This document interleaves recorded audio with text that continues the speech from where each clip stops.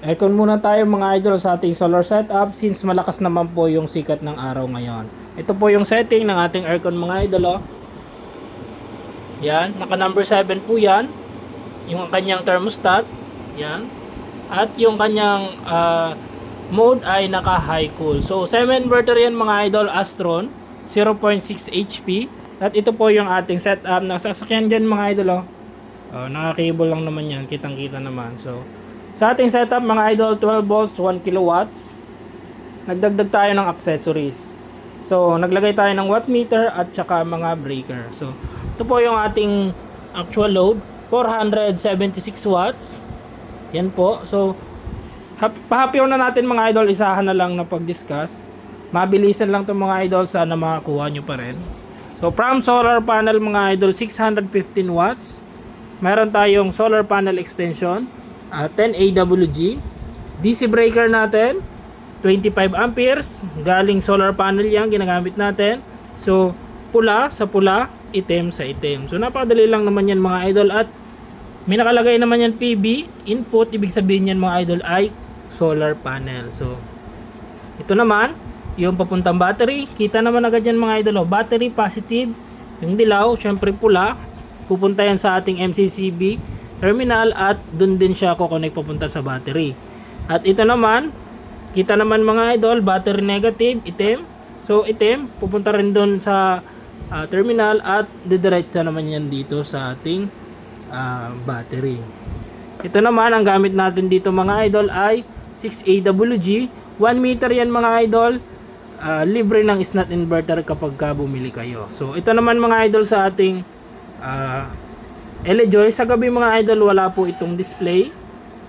Wag po kayo mag-alala, normal po yung kay LEJOY kasi yung power source niya mga idol ay galing kay solar panel. So pag umaga lang siya merong display mga idol. So iset natin mga idol. Disclaimer nga pala, pag set ng LEJOY mga idol ay isang beses lang. Sineset ko yan lagi mga idol para sa ating mga bagong viewers, para po may idea sila, madali nilang malaman yung ating pag-set ng LEJOY. 600 watts is step down. Isang beses lang po ito. Pag na-set nyo na, okay na po yun. Hindi nyo na kailangan pakialaman yan. So, yun. Paano i-set mga idol? Single preset. Pumalit doon sa kanyang temperature yung charging voltage. So, plus, syempre, dalagdag, minus, syempre, babawas. Since naka-live PO4 tayo mga idol, watt cycle, ganyan, o kaya Gentay mga idol, Gentay battery, gaya nung akin doon sa taas, Gentay battery. So ang charging voltage natin mga idol, wala na. So ulitin natin, single preset, pumalit yung charging voltage, plus para makalibrate, minus, bababa. So naka-live PO4, kaya tayo mga idol ay 4.4 volts yung charging voltage. Single press, okay. Isa pa. So, nakaset na yan mga idol. Ganun lang kadali yung pag-set ng ating LEJOY. So, goods na yan.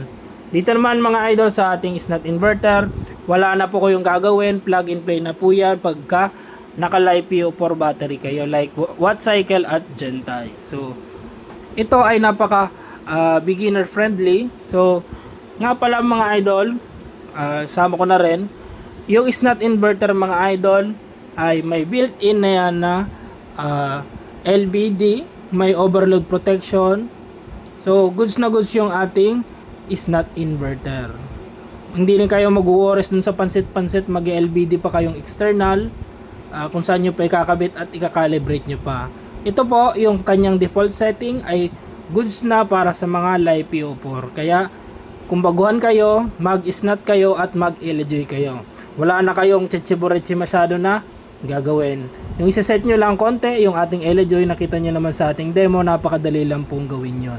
So, balik tayo mga idol. So, ito yung ating battery cable for AWG. Meron tayong MCCB na 100 amperes. Tapos ito, yung ating, may additional tayo mga idol. Nilagyan ko dito ng terminal block para sa ating mga DC load like ganito, DC lights 12 volts or DC motor, water pump, pwede po yan dyan. So yan o, nilagyan ko pa ng switch. Di ba? Switch off. So may ilaw na kayo mga idol. Di ba? Goods na goods yan. Nag-jump lang naman ako mga idol. Ang diskarte dyan, baliktaran lang po yung ating mga wires para hindi po magtutulakan sa mga terminal ng ating MCCB. So yan. Sa iba po hindi tinuturo yan. Dito lang yan kay Ka Uragon Vlog. So yun. Para sa inyo, dahil mahal ko yung mga viewers ko. So goods yan. Dinagdag natin mga idol. Yan. AC input. Meron tayong breaker na 10 amps AC.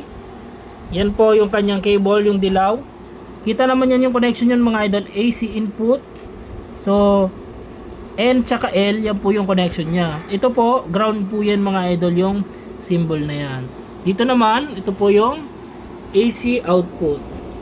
Kita ba? Sana nakita mga idol. AC output yung puti. N tsaka L din yan mga idol. Tapos yung sa dulo ay ground din po yan. Yan o. Kita naman yan mga idol o. Itong dalawa. So ito po yung papunta ng ating load. 220 volts yan mga idol. Huwag kayong dudut-dut dyan kasi nakakakuryente po yan. Paalala lang po, huwag pong paglalaroan ng kuryente. So mag-ingat po tayo. Ito naman mga idol yung ating wattmeter. So ang napaka gandang benepisyo nito, I mean gamit sa atin. So kita natin yung actual na load natin, which is 475 watts yung ating aircon.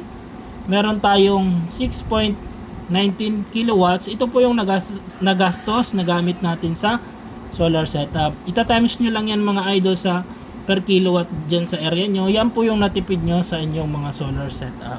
Tanggalin ko yung flash mga idol. So ito 219.8 volts. Yan po yung voltahe ng ating inverter. So meron tayong 60 Hz. So malinis po yun mga idol. Hindi po uugong yung mga motor like washing machine, spin dryer, mga electric fan. Hindi po yan uugong. Tapos yung konsumo natin mga idol ngayon, gumagamit tayo ng 2.220 amps na amperahe sa ating setup. Ito po yung ginamit natin ay number 12 stranded at ito po ay number 12 stranded. Yung mga AC natin yan mga idol ay stranded po lahat yan. So balik tayo mga idol. Lagyan ko po ulit ng flash. Yan. From inverter 220 volts punta sa ating AC breaker 6 amperes. Yan pong itim, yun o, yung isang linyang itim. Ikot lang naman yan mga idol at papasok dito. Hindi nyo kailangan balatan yan, wala kayong gagawin. Papasok nyo lang yan mga idol, dadaan lang dyan sa loob, papunta sa ating outlet. So kailangan pong ipadaan yan dyan mga idol kasi dyan sa butas na yan, para po ma-reading ng ating wattmeter yung total na konsumo, watts ng ating mga ginagamit sa bahay. Ma-record niya yung data mga idol, kaya dapat pinapadaan po yan dyan. So yun. Ito naman pong ating wattmeter, hindi naman po ito sineset.